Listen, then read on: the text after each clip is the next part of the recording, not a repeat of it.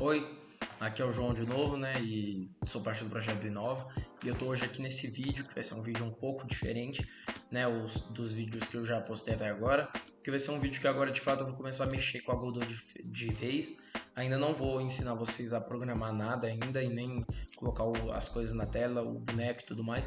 Por enquanto eu vou estar explicando o básico, porque eu acho que é importante entender o básico antes de partir para o que importa de verdade. Porque não adianta de nada você estar lá escrevendo as linhas de código que nem eu e não tá entendendo nada que você está usando.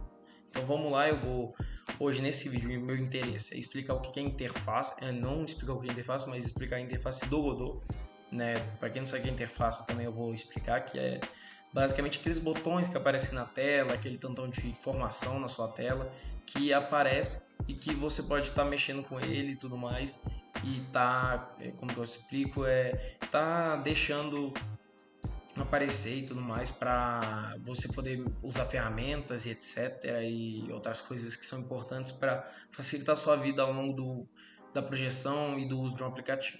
Tá aí na tela já, né? Eu imagino. A minha câmera está em cima de alguns dessas ferramentas que eu vou explicar hoje, mas depois eu movo a tela para o outro lado e tudo mais, galera. Vamos lá, vamos começar a explicar isso daqui, né, do início e tudo mais.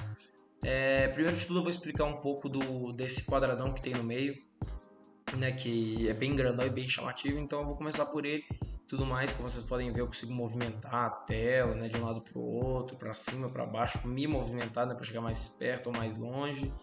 Mas primeiro de tudo, isso daqui é basicamente uma tela onde você vai ver as coisas que você colocar em cena. Ou seja, se eu colocar um boneco, ele vai aparecer aí. Se eu colocar uma árvore ou um chão, vai aparecer aí. E qual que é a importância disso daqui? Para eu ver como é que está ficando o meu projeto. A partir disso daqui é onde eu vou ver como é que o meu projeto está ficando e como é que ele vai se comportar. Além disso, a gente tem duas versões dele. A gente tem essa versão, como vocês podem ver, 3D, né? Tem, como vocês podem ver, o eixo azul aqui que é o Z, o eixo vermelho X e o eixo amarelo Y. Isso daqui normalmente vai ser para jogos 3D. Se você quiser fazer um jogo 2D e não 3D, você vai clicar nesse botão aqui em cima, ó, escrito 2D, e voa lá, você está num novo local. Agora só tem os eixos Y e o eixo X. Então, jogos 2D você vai usar esse botão, jogos 3D esse botão daqui. E também existem alguns jogos, né, que são os 2.5, que eu não vou estar entrando explicando eles aqui agora, não vou entrar no mérito de explicar, mas são jogos que basicamente eles são 3D, mas que usam a visão 2D. Aí você vai acabar usando os dois cenários, mas geralmente você vai usar um ou outro. Eu vou estar explicando hoje aqui mais do 2D do que do 3D, porque eu não vejo muita necessidade em eu estar explicando todos os botões aqui em cima, nem de um nem do outro. Mas como esse vídeo aqui é para explicar um pouco, eu vou então estar explicando o 2D completinho aqui o que tem, e o 3D eu não vou explicar porque a maior parte das coisas que tem aqui no 3D tem no 2D também, e só de saber o que tem no 2D você já vai saber, né, como é que se faz e tudo mais. E vamos lá, galera, então. Primeiro de tudo, eu queria falar aqui dessa parte na esquerda, que está escrito cena. E qual que é a questão? Por que está escrito cena ali do lado? Para quem não sabe, no Godot a gente fala que tudo é uma cena. Ou seja, tudo que você criar, desde o bonequinho até mesmo o cenário, desde o seu personagem, né? Seu sprite de personagem e etc. Até o cenário completo com tudo junto é uma cena. E o que a gente quer dizer com isso? Significa que o Godot é dividido em várias cenas e cada cena é uma parte do seu projeto final. E também existem dentro das cenas os nós. Nós são basicamente alterações que eu tenho dentro da cena e são partes dessa cena. Ou seja, o sprite de um personagem é uma parte da cena, é um nó dessa cena. Uma animação de personagem é um nó dessa outra cena. Uma música daquele ambiente, daquele local específico do mapa é um nó daquela cena. Um cenário específico de uma parte do mapa é um nó daquela cena. Então, tudo mais, a gente vai ter tendo essas cenas que são divididas em nós e a gente vai ter tendo esses nós que vão sendo criados aos poucos. Como vocês podem ver aqui no lado, está inclusive escrito para criar um nó raiz, porque o nó raiz é basicamente o primeiro nó que vai existir na minha cena de geral. Então, por exemplo, quando eu vou criar um personagem, geralmente eu crio primeiro um quadradinho, que é uma colisão, com colisão e tudo mais, para poder deixar mais fácil. Então, esse seria o meu nó raiz. E aí, quando eu colocasse o sprite junto da animação, eu teria uma cena completa. E outra coisa muito importante é entender então que como que isso funciona, né? Imagina o corpo humano, né? O corpo humano seria como se fosse uma espécie de projeto de jogo. E cada parte do corpo humano vai ser uma cena. A cabeça é uma cena, o torso é uma cena, o braço é uma cena, a mão é uma cena, os pés são outra cena, as pernas e assim por diante. A questão aqui é, as partes das cenas são os nós, ou seja, nas mãos, os dedos são um nó, a palma da mão é um nó, as costas da mão são outro nó, e assim por diante. Ou então, por exemplo, quando eu mexo com a cabeça, a mandíbula é um nó, o maxilar é outro nó, entendeu? E os olhos são outro nó, e assim por diante. Então, essa é uma forma mais fácil de enxergar como é que funciona essa parte das cenas. Geralmente, você vai sempre criar uma cena e trabalhar com ela do início, mas eu não vou fazer isso por enquanto porque eu só quero ensinar o que cada uma das coisas faz. O segundo botão importante nessa barra na esquerda é esse botão importar. O que eu posso fazer com esse botão importar? Eu basicamente consigo selecionar um arquivo daqui de baixo, qualquer arquivo que eu tenha, e para quem não sabe, esse arquivo daqui são os arquivos que eu adiciono dentro do próprio Godot. Tem um local que eu adiciono isso daqui, eu consigo adicionar músicas, sprites, etc. Tudo que eu quiser colocar no Godot, eu vou vir aqui embaixo, vai aparecer os meus arquivos, como está escrito, e eu posso pegar eles para poder estar colocando dentro do meu projeto. Todo projeto do Godot vem com um arquivo chamado icon.svg, que é basicamente a carinha do Godot, que é essa carinha que vocês podem ver aqui no cantinho, que ela aparece quando eu coloco o mouse por cima. E eu vou usar ela para explicar como é que funciona importar. Quando eu cliquei nela, como vocês viram, apareceu essa tela. Quando eu tiro dela, por exemplo, se eu tirar dela aqui, vocês podem ver que desaparece. Mas quando eu clico, aparece de novo. E quando vocês podem ver aqui, eu consigo fazer um negócio que eles chamam de importar. Aí aqui tem como eu importar como Texture 2D, ou seja, uma textura 2D. Eu posso também estar trazendo ela como uma textura 3D, uma textura Atlas, uma imagem, um Cube Map, um Bitmap e assim por diante. Mas a questão importante aqui é, eu consigo fazer alterações nela, consigo aumentar o tamanho dela, e quando eu clicar nesse botão de reimportar, ela vai voltar de outra forma. Então eu consigo fazer algumas modificações que eu posso precisar dentro dela a partir desse importar. E se eu não quiser fazer nenhuma alteração nela, se eu quiser colocar ela dentro do meu jogo, é só eu arrastar para cá. Como por exemplo, eu arrastei para cá, adicionei um sprite 2D que está escrito, que é esse negocinho aqui, que é o bonequinho no Godot, né? Aí ó, ele tá funcionando aqui. Tudo mais. Mas isso que é importante aqui na parte da esquerda. Agora vamos para a parte aqui de cima e tudo mais. Primeiro de tudo, a gente pode ver que tem esse mousezinho que ele serve para selecionar coisas. Eu selecionei, por exemplo, isso daqui e eu consigo movimentar e etc. Ele tem outras funções importantes que estão escritas aqui no lado, que tem algumas teclas que você pode apertar juntas, ou então fazer de certas formas, como também alterar algumas coisas. Por exemplo, eu tenho como fazer um negócio aqui que está escrito que é gire o nó em torno do pivô. Aí se eu segurar Ctrl e arrastar, eu consigo girar a minha imagem. Então tem esses botões aqui que eu consigo segurar enquanto eu estou fazendo alguma coisa, que eles vão fazer alterações no negócio aqui. Mas o importante é que principalmente para eu selecionar coisas, esse botão. Esse segundo botão daqui é um botão em que eu vou movimentar a tela. Ó, a tela não, falei errado. O meu objeto que eu estiver selecionando, né? No caso. Então vamos lá, eu selecionei ele, aí eu quero esse botão, eu consigo movimentar ele.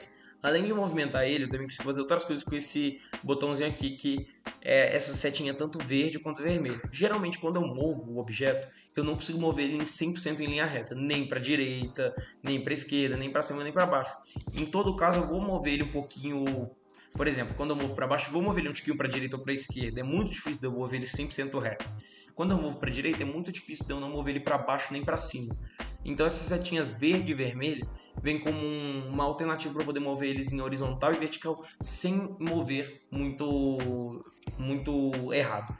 Por exemplo, se eu segurar na setinha verde, eu consigo mover na horizontal para baixo, para cima, de forma perfeita, sem alterações de local. Ele se mantém estático, só movendo para cima e para baixo, só na vertical. E se eu segurar na vermelha, como já é esperado, só na horizontal, da direita para a esquerda ou da esquerda para a direita. Então, essa que é a vantagem desse botão. O segundo botão, que é esse setinha girando, eu consigo basicamente girar o meu na minha imagem, o meu sprite, o que eu quero girar. Tudo mais, simplesmente clicando em algum lugar da tela e girando o meu mouse, o cursor do mouse. Então, esse que é a opção desse botão. Tem esse botão também, que vai surgir um quadrado vermelho e um verde, e que ele serve basicamente para aumentar o tamanho da minha imagem. Se eu só pegar e puxar na imagem, eu vou aumentar ela de forma desproporcional, não, proporcional. Ou seja, se eu fizer assim, ele vai aumentar tanto o Y quanto o X. Tanto o eixo Y e o X vão ser alterados, ou seja, tanto a vertical quanto a horizontal. E se eu quiser só alterar na vertical de forma perfeita? Porque eu consigo também só alterar na horizontal, né, se eu puxar assim para a direita. Mas como vocês podem ver, querendo ou não, ele acaba aumentando o tamanho também, porque mais uma vez eu não tenho essa precisão toda no meu clique para fazer para uma direção só. Mas se eu quiser aumentar para uma direção só, então eu seguro esse quadrado verde e eu consigo aumentar somente na vertical. E se eu segurar o quadrado vermelho, somente na horizontal. Então essas são as principais vantagens desse botão daqui. Esse próximo botão, que é o botão de mostrar a lista, vai mostrar todas as listas selecionáveis que eu estou clicando nesse momento. Nesse caso é só um. Esse daqui eu vou conseguir alterar esse pivô. O pivô é basicamente esse centro do negócio. Então eu consigo alterar o local dele e fazer com que o pivô central dele seja em outro local. Isso pode fazer certas alterações, como por exemplo na movimentação e tudo mais, e é para isso que serve. Esse quadradinho serve para mover a tela, basicamente. Eu vou clicar na tela e eu consigo movimentar essa tela.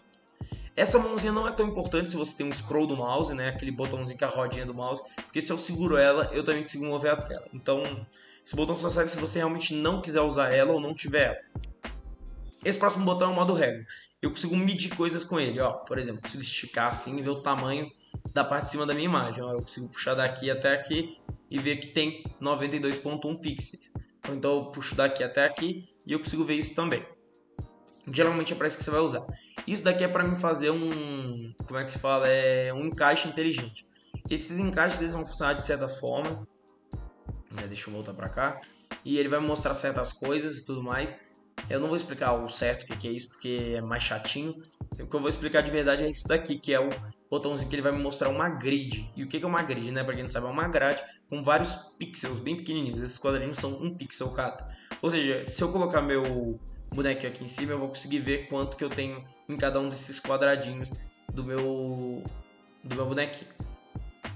Desculpa eu ter falado que são os pixels, porque não são exatamente isso e tudo mais, mas vão funcionar.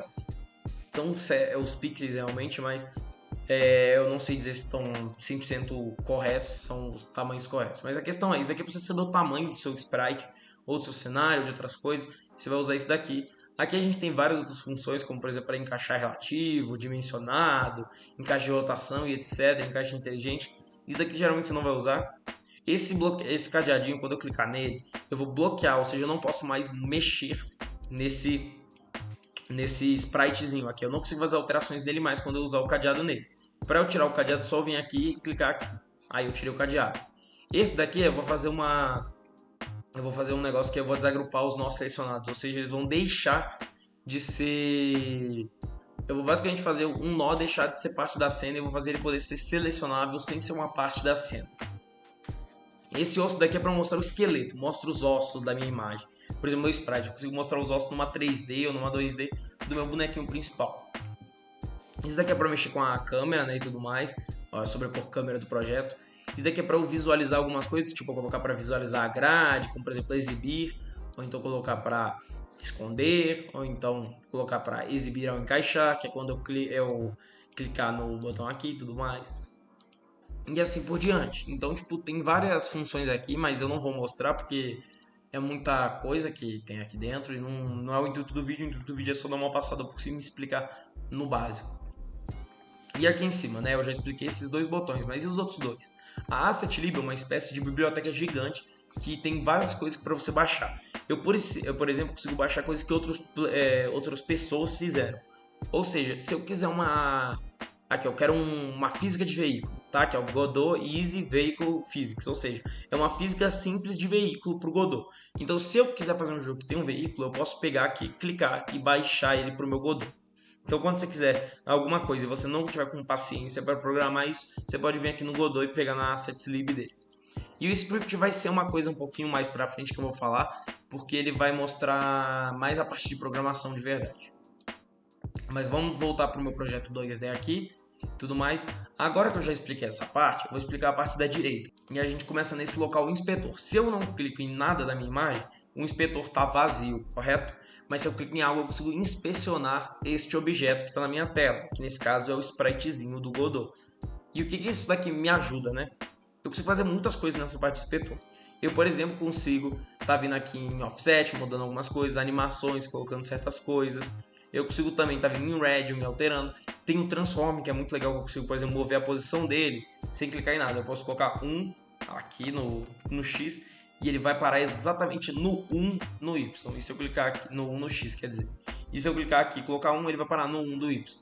Ah, e eu quero colocar ele no... Eu quero colocar ele em 100, no pixel 100 do Y, eu posso colocar. E eu quero colocar ele no 100 do X, também posso colocar. Então é assim que eu vou fazer para estar movendo de local os meus objetos. Eu consigo fazer isso daqui a partir do Inspector. Eu não preciso fazer assim, mas é um jeito muito bom para você colocar em locais certinhos e sem ter nenhum problema. Mesma coisa para aumentar o tamanho, eu posso aumentar aqui para, por exemplo, 100 e ele ficar pequenininho, ou eu posso estar voltando, igualando os tamanhos, né, que um é 114, outro também eu coloco também assim, tudo mais, olha o tamanhozinho que ele fica. Aí se eu quiser colocar 800, eu consigo colocando aqui também 800 para eles ficarem, para ela ficar certinha a minha imagem, né?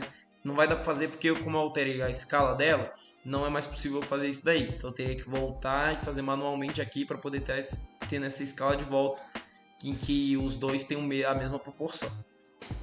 Mas vamos lá. Então eu também consigo alterar a visibilidade, colocar para ele não ser visível, ele não aparecer na minha tela.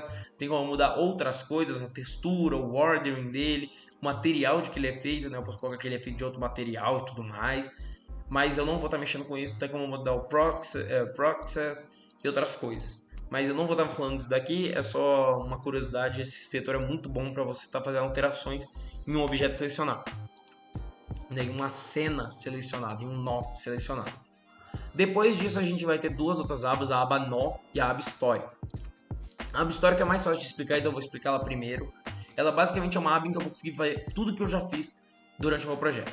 Quando eu criei meu nó, que é quando eu criei essa cena, vai ter aqui, eu consigo pegar ela. Clicar aqui e eu vou ver exatamente o momento em que eu criei ela e eu consigo alterar os meus movimentos. E daí, ó, reiniciou. Agora eu voltei lá atrás e quis reiniciar. Então se eu perdi alguma coisa do meu projeto que eu fiz no passado e eu quero recuperar, é só eu vir em histórico e recuperar ela. E ele tem tanto histórico de cena, que quando eu tiro ele, não aparece mais nada que eu fiz de alteração nessa cena, só vai aparecer o que eu fiz globalmente, ou seja, o início que não tem nada, e o criar nó que foi quando eu criei esse nó. E se eu clicar em cena eu consigo ver tudo. Eu consigo ver, por exemplo, as últimas alterações que eu fiz, ó, de movimentar ele pela tela. E se eu tirar o global, desaparece, por exemplo, que eu criei um nó, porque isso é algo global, algo que eu fiz no projeto inteiro, né, e tudo mais. Vamos lá. Agora vamos de nó, né? Quando eu tiver selecionado alguma coisa eu tiver selecionado o botão nó e tiver algo selecionado na minha tela, vai aparecer aqui algumas coisas aqui na direita, em sinais e groups, né? Que é grupos, né? Os grupos aqui. Eu vou primeiro explicar os grupos e depois os sinais, porque eu acho que os grupos vão ser mais fáceis. Os grupos são basicamente, por enquanto eu não vou conseguir ver eles, porque eu não tenho nenhum grupo por enquanto, eu tenho que criar eles. Mas ao criar um grupo, eu vou facilitar entender algumas coisas como colisões desse grupo. E o que isso significa? Quando eu tenho um item no jogo, o meu personagem ele encosta nesse item, geralmente eu pego esse item pra mim. E acontece o seguinte, por que então que num jogo que eu jogo, geralmente os bonecos inimigos não pegam esse item no chão? Por exemplo, quando dropa o arco e flecha. Por que que eu pego esse item, mas às vezes o inimigo pega, mas às vezes ele não pega? Então, isso varia de jogo para jogo. No grupos eu vou conseguir ver isso muito fácil, porque eu consigo facilitar esse negócio. Porque é o seguinte, num jogo normal, quando eu pego um item, o jogo entende que eu fiz uma colisão, que aconteceu uma colisão entre eu e o objeto, e que esse é um objeto que eu posso segurar, que eu posso receber, que meu personagem pode ter. E quando o inimigo, a colisão dele encosta nesse objeto, o jogo entende que aquele inimigo não pode ter aquele item. Então, ele simplesmente não se importa. E o inimigo não pega, não acontece nada e o item fica no chão. A questão é, o Groups vai facilitar isso para mim, porque quando eu tenho um grupo, por exemplo, eu posso criar o grupo personagem, que ele vai entender o seguinte, sempre que o personagem, um sprite que faz parte do grupo personagem, um modelo, alguma coisa que eu criei para ser o meu player, encostar nesse objeto, nesse grupo, ele fazer parte desse grupo, algo que faz parte desse grupo, encostar nesse objeto que também faz parte do grupo, eu vou entender automaticamente que se ocorrer colisão entre essas duas coisas, o objeto é entregado para o personagem, mas se alguém de fora do grupo encostar, ele não recebe. Ou então no caso de um monstro dar dano no meu personagem principal. Eu coloco no grupos os dois juntos, o personagem e o monstro, e eu consigo facilitar entender que houve colisão e que é para tomar dano nesse tipo de coisa. Isso que vale a pena no grupos de usar. E os sinais? Tem um monte de coisa escrita aqui, eu vou fazer de um jeito mais fácil, vou criar um negócio aqui na direita, vocês não vão ver, mas eu vou criar um timer. Deixa eu colocar para criar. E eu criei um timer dentro do icon. Como vocês podem ver, eu criei um nó dentro da minha cena, né? Eu tenho essa cena e eu tenho um nó dentro dele que é um nó timer. Qual que é a vantagem de eu ter esse nó timer para vocês? É só para eu explicar. Né? Vamos lá. Quando eu clico em nó em sinais, eu tenho um negócio que são vários sinais que minha cena tá transmitindo. Nesse caso é que o meu nó tá transmitindo porque eu selecionei o nó. Mas basicamente, esse nó timer que eu acabei de criar, né, ele tá dentro do meu icon e ele basicamente tem a função de quando é timeout, ele vai emitir um sinal quando chegar em zero, ou seja, timeout. Quando é o timeout, que é quando zerar o meu contador do timer, vai acontecer alguma coisa. Então eu posso colocar, por exemplo, que quando chegar em zero ele morre, como num Super Mario, por exemplo, em que quando chega no zero ele morre na fase e acaba a fase, tem que reiniciar. Então, para isso que eu vou usar os sinais, é para eu transmitir sinais e coisas que eu quero que aconteçam, ações que eu quero que aconteçam quando certas coisas ocorrerem. Então, os sinais vão servir muito bem para esse tipo de coisa, né? Deixa eu agora deletar esse timer, porque eu não vou precisar dele, só para explicar mesmo. E aqui na parte da direita tem mais uma coisa que eu quero explicar para vocês. Primeiro de tudo, que eu falei que dá para alterar, né? No último vídeo eu falei que daria para vocês alterarem esse tipo de renderizador. E tá aqui como é que se altera, galera. É só clicar e reiniciar o programa. Isso daqui não é muito importante, você tem que ter visto o vídeo passado para entender, mas então é isso. E esses outros botões daqui de cima, para que servem, né? Primeiro de tudo, esse primeiro botão serve para eu rodar o meu projeto, ou seja, rodar o meu jogo. Se eu clicar aqui não vai acontecer nada agora, né? Ele vai falar para eu selecionar a cena que eu quero que seja a principal e tudo mais. Eu não vou selecionar, mas não ia acontecer nada porque eu não criei nada ainda direito. Esse pausezinho é realmente para pausar o que eu acabei de iniciar. E esse quadradinho para parar de vez, eu vou parar a execução do projeto que eu estou fazendo. Esse daqui ele vai servir para uma depuração em cima desse projeto. E essa claquete com um sinalzinho de iniciar vídeo vai ser basicamente para eu iniciar uma cena específica. Ou seja, se eu quero iniciar uma cena específica, por exemplo, eu quero jogar essa cena que eu estou agora. Eu quero jogar só a cena do robozinho, eu não quero ter que jogar o jogo inteiro do início ao fim. Porque vamos supor que eu criei 3 cenas, a cena da fase 1, da fase 2 e da fase 3. E eu não quero jogar a fase 1, eu quero jogar só a fase 2 para testar se ela está funcionando. Vocês concordam que se eu clicar nesse primeiro daqui, eu vou ter que jogar a fase 1 para passar para 2, para poder testar. Se eu clicar na claquete, eu vou testar só a fase 2. E essa claquete com uma pastinha dentro, eu escolho uma cena específica. Se eu quero iniciar a fase 3, mas eu estou dentro da cena 1, eu consigo clicar nessa claquete com a pastinha e escolher a fase 3 direto. Esse último também é o modo de gravação, para você gravar o projeto e ver algumas coisas, tipo os FPS, como é que estão rodando e tudo mais. Mas é isso daqui que essa parte de cima importa, né? Agora a parte de baixo, né? Eu vou voltar lá para o outro canto, porque agora não importa mais. E como vocês podem ver, aqui embaixo tem algumas coisas importantes, uns botõezinhos, que são a última coisa que eu vou explicar hoje. Né? A primeira coisa é essa saída. Em inglês vai estar Output. Output, para quem conhece, que conhece de programação um pouco mais, ou saída, sabe que é basicamente o que vai aparecer aqui embaixo. Por exemplo, eles vão mostrar tudo que eu fiz, o que eu movi e tudo mais. Se eu quiser colocar alguma coisa aqui dentro, ou ver o que é que o jogo me enviou, por exemplo, o jogo me enviou que tal personagem fez tal coisa, vai aparecer aqui. O depurador é para fazer depuração e descobrir coisas que aconteceram no meu projeto, para analisar as coisas que acontecem, analisar gráficos, erros e outras coisas. Então isso que é o importante desse depurador. Resultados da pesquisa são algumas coisas que é para eu encontrar e tudo mais, não vou entrar em detalhes. O áudio é para alterar áudio, melhorar áudio, músicas ou som simplesmente no meu jogo. A animação é para eu criar e editar animações dentro de uma cena e poder melhorar elas, corrigir elas ou então, que nem eu falei, criar do zero. E editor de shaders é uma parte mais avançada, eu não vou entrar no mérito, mas quem já mexeu com shaders antes, tanto em Minecraft quanto em outros jogos, sabe que o shaders que é para melhorar um pouquinho a parte gráfica e tudo mais, né? Então foi isso, né, galera? Esse é o vídeo, eu espero que tenham curtido esse vídeo. É um vídeo que ele é um pouco mais longo, né? Mas é um vídeo muito bom, eu acho, para quem está começando no Godot, para tentar entender melhor como é que funciona. Mas então é isso, muito obrigado por terem visto e falou!